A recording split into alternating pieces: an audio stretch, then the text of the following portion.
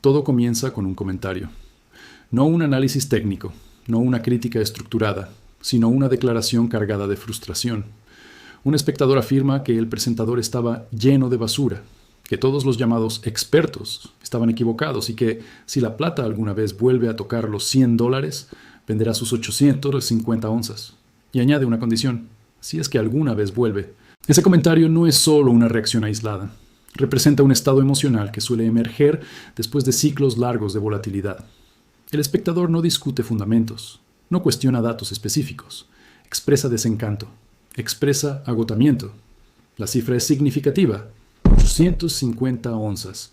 No es una posición simbólica, implica compromiso de capital, implica una decisión pasada tomada con convicción suficiente para acumular una cantidad considerable. El precio mencionado, $100, no es casual. Es un número redondo, psicológico, un nivel que simboliza validación. Para quien escribió el comentario, vender en $100 no parece ser una estrategia basada en fundamentos actuales, sino una especie de punto de reparación emocional. La declaración, si es que alguna vez vuelve, introduce duda profunda. Ya no hay confianza, ya no hay tesis estructural, solo existe la esperanza de recuperar un nivel que permita salir sin arrepentimiento. El anfitrión responde señalando que probablemente el espectador está jaded, es decir, desgastado o desencantado. Esa palabra es clave, no describe ignorancia, describe decepción prolongada. La acusación implícita es que el espectador compró en el pico del mercado en 2011, sin comprender los fundamentos de la plata, ni su comportamiento histórico. En lugar de reconocer su propio error de timing, atribuye la responsabilidad a figuras públicas que comentan sobre el mercado. Este tipo de interacción revela algo más profundo que un desacuerdo puntual. Muestra cómo las expectativas no cumplidas pueden transformarse en resentimiento. Cuando una inversión no evoluciona según lo anticipado, la mente busca una explicación externa. El comentario se convierte así en el punto de partida para una reflexión más amplia. ¿Quién es responsable de una decisión financiera? ¿Qué papel juegan los creadores de contenido? ¿Qué ocurre cuando una tesis de mercado se malinterpreta como promesa?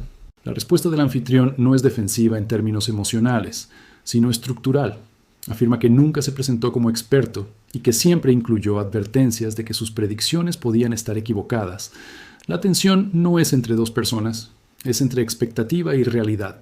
El núcleo del conflicto no es el precio actual de la plata, es el momento en que el espectador decidió comprar. El anfitrión sugiere que la adquisición ocurrió en el punto máximo del mercado en 2011, cuando la plata alcanzó niveles históricamente elevados. Comprar en el pico no es un error exclusivo de un individuo, es un patrón recurrente en los mercados financieros.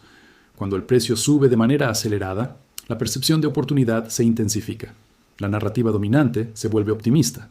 El consenso tiende a reforzar la idea de que el movimiento continuará. En ese entorno, el análisis profundo suele quedar relegado. La decisión de compra puede estar motivada más por impulso colectivo que por comprensión estructural. El problema no es únicamente comprar en máximos. El problema es hacerlo sin entender la naturaleza cíclica del activo. La plata, como muchos activos volátiles, experimenta fases de euforia y fases de corrección prolongada. Si la decisión de compra no está respaldada por una comprensión de su función histórica como preservador de riqueza, el retroceso posterior puede sentirse como traición. El espectador que comenta parece haber vinculado su expectativa a una continuidad inmediata del precio. Cuando esa expectativa no se materializó, la frustración comenzó a acumularse. La palabra jaded describe ese estado donde la esperanza inicial se convierte en escepticismo. No es una reacción inmediata, es el resultado de años de espera. El error no radica necesariamente en poseer plata, sino en la motivación inicial. Si la compra se realizó con la expectativa de ganancias rápidas en lugar de una estrategia de preservación de valor, la corrección posterior puede percibirse como fracaso. La psicología del inversionista decepcionado sigue un patrón reconocible: entusiasmo en la subida, negación en la caída inicial, paciencia forzada durante años de consolidación y, finalmente, resentimiento.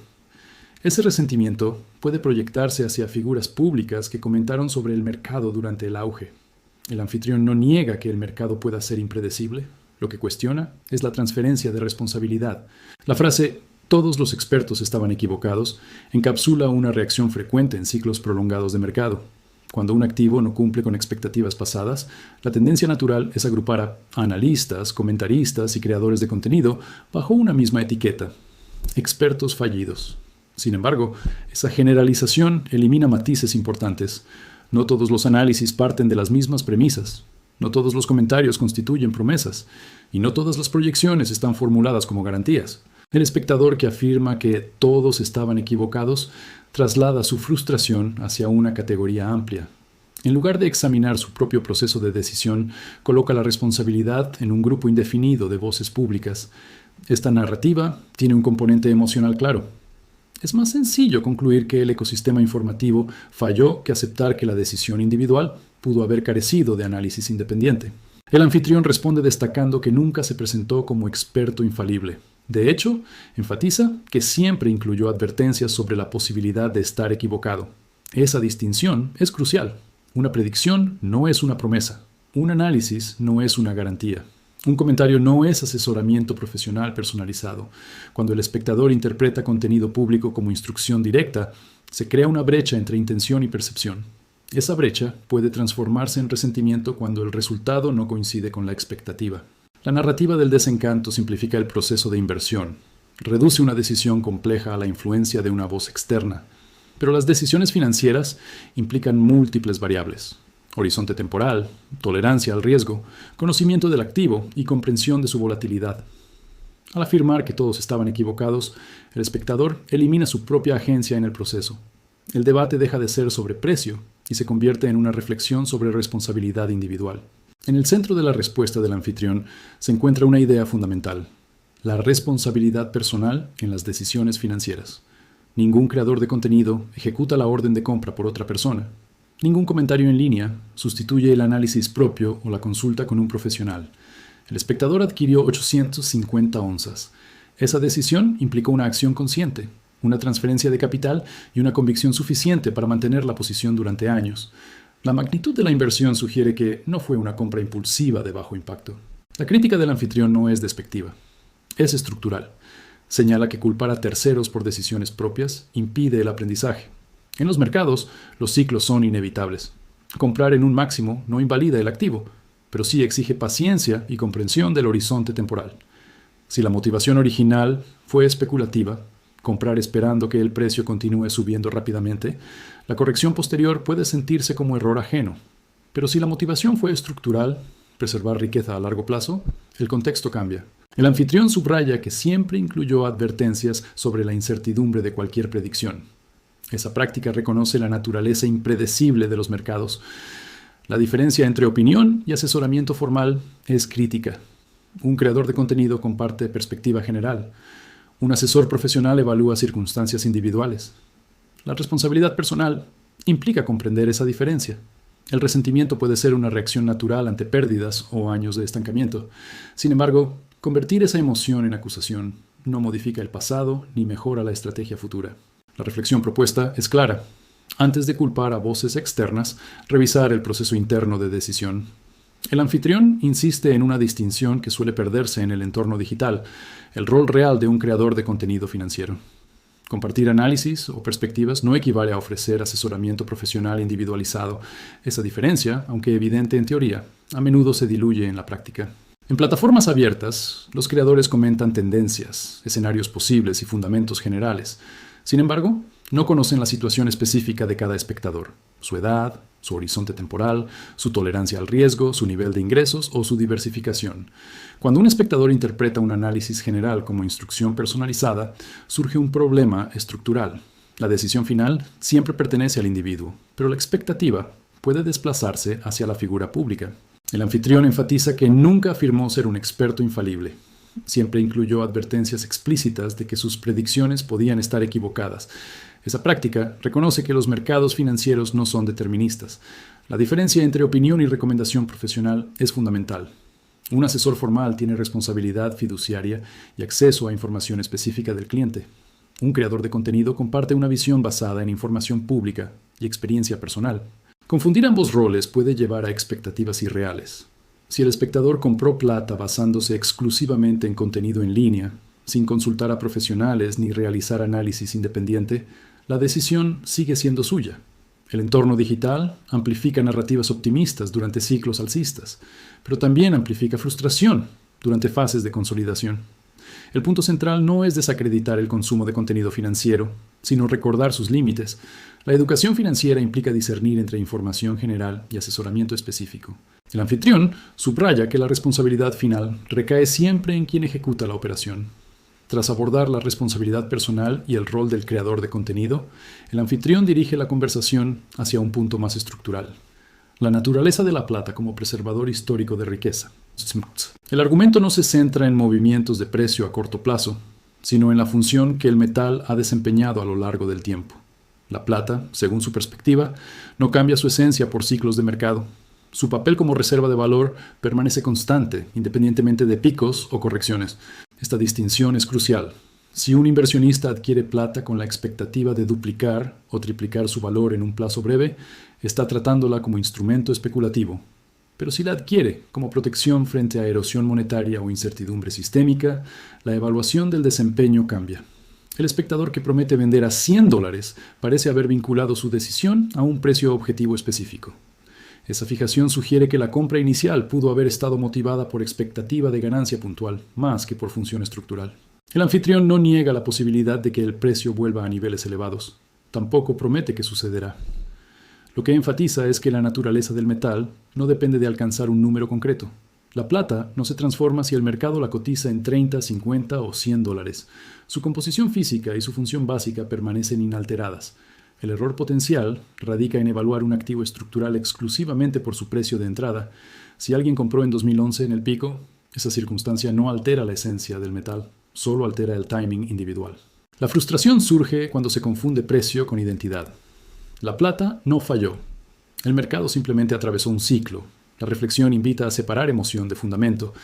El número $100 se convierte en un símbolo dentro del comentario del espectador. No es solo un precio, es un punto psicológico. Representa el nivel en el que, según él, vendería todas sus 850 onzas. Y agrega una cláusula cargada de duda, si es que alguna vez vuelve. La fijación en un precio objetivo puede transformar una inversión en una apuesta emocional. Cuando el inversionista establece un número específico como condición para actuar, la estrategia queda subordinada a una validación externa. El problema no es definir objetivos, es convertir ese objetivo en una especie de reparación emocional. Si la compra ocurrió en un máximo histórico, el deseo de que el precio vuelva a un nivel alto puede estar motivado más por la necesidad de cerrar un capítulo que por un análisis actualizado.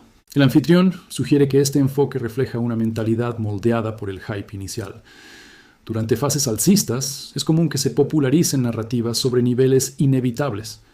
Cuando el precio no alcanza esos niveles en el plazo esperado, la decepción se acumula. La mentalidad de vender cuando vuelva implica que la decisión de salida no está basada en fundamentos actuales ni en reevaluación del mercado. Está basada en recuperar una sensación perdida. Este patrón psicológico no es exclusivo de la plata. Ocurre en múltiples activos. Inversionistas que compran en máximos suelen esperar que el precio regrese para salir sin pérdidas, incluso si el contexto ha cambiado.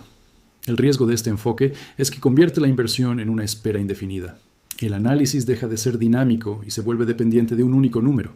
El anfitrión no critica la intención de vender, critica la motivación basada en resentimiento y fijación emocional. La pregunta implícita es: ¿la decisión futura se basará en fundamentos o en la necesidad de reivindicación? La discusión culmina no con un debate sobre precio, sino con una invitación a la introspección. El comentario que inició la conversación no es tratado como un ataque aislado, sino como un ejemplo de una dinámica más amplia dentro del mundo de la inversión. Es comprensible quedar atrapado en el entusiasmo de un mercado alcista. Cuando un activo sube con fuerza, la narrativa colectiva se vuelve optimista. Las proyecciones elevadas circulan con facilidad. La sensación de oportunidad se intensifica. También es comprensible sentir frustración cuando el movimiento no continúa. Los ciclos prolongados de consolidación pueden erosionar la confianza. El tiempo es un factor psicológico poderoso. Sin embargo, el anfitrión plantea una distinción fundamental. La emoción no debe reemplazar el análisis. La decepción no debe convertirse en desplazamiento de responsabilidad. La plata, según su argumento, no cambia su naturaleza por fluctuaciones de precio. Lo que cambia es la percepción del inversionista. El aprendizaje implícito es doble. Primero, comprender el activo antes de adquirirlo. Segundo, asumir responsabilidad por la decisión tomada. Culpar a un creador de contenido por una operación ejecutada voluntariamente no corrige el error original, ni mejora la estrategia futura. Reflexionar sobre la motivación inicial sí puede hacerlo. La madurez financiera implica reconocer que ningún análisis público sustituye el juicio propio. Implica aceptar que los mercados son inciertos y que las decisiones conllevan riesgo. El comentario que comenzó como acusación termina convertido en oportunidad de reflexión.